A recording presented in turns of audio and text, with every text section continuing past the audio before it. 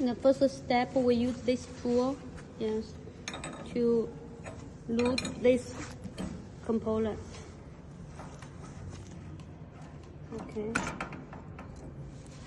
Okay, then we will use about 1, 2, 3, 4 components. I will give you this component assembly.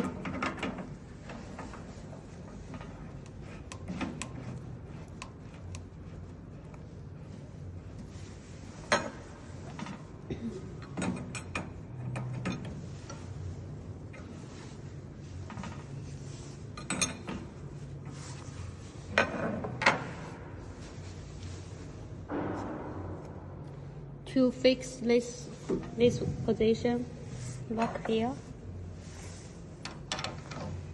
and put the wooden part, then use a small screw, lock it.